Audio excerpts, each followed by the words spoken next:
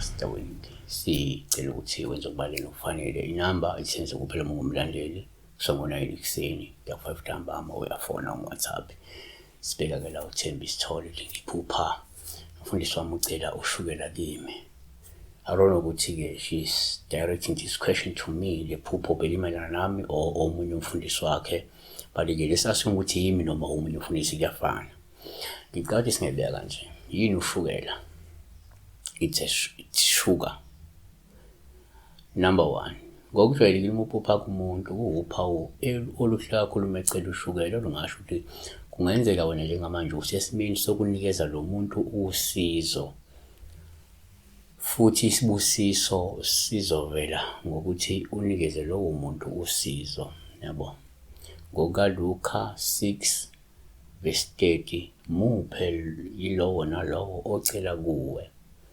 Kanti ngokukaMathewu 11:10, ngokuba yilowo nalowo ocelayo uyamukeliswa. Number 2, kwesinye isikhathi uma uphupha umuntu uphawu oluhluma ecela ushukela, lungabuye lukhomba ukuthi kungenzeka uyakhonjiswa yingelosi kaNkulunkulu ukuthi lo muntu udinga usizo, ngabe olweyimali noma olunye usizo. Okungenzeka unazo iy'nsiza ey'fanele nezanele ukuthi ungakwazi ukumsiza lo muntu. KokaMathewu 7:7, celani khona-ke niyakuphiwa, funani khona niyakufumana. Kanti Izaga 22:9, oneso elimnene uyakubusiswa ngokuba-ke uyapha ompofu okwesinkwa sakhe. Kanti siyibheke ngokwesintu. Number 3, uma uphupha kumuntu kuwuphawu oluhle uma ecela ushukela, lungabe lukhomba ukuthi empeleni kungenzeka isidalwa salo muntu sizama ukukwazisa ukuthi lo muntu uyalidinga usizo, noma udinga usizo futhi ungakwazi ukumsiza.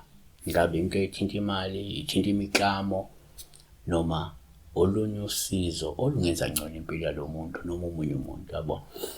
Kanti number 4, kuyenzeka uma uphupha umuntu kube uphawu oluhle uma ecela ushukela, olungabe lukhomba ukuthi kungenzeka kunesidalwa sakho esidinga usenzele iladi, kodwa esiziveza ngalo muntu okade ecela ushukela.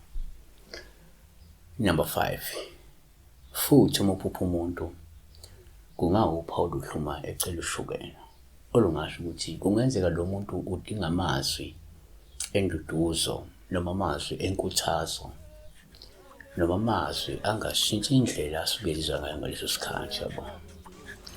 Noma-ke ungaphekwa lokho. Siyabonga.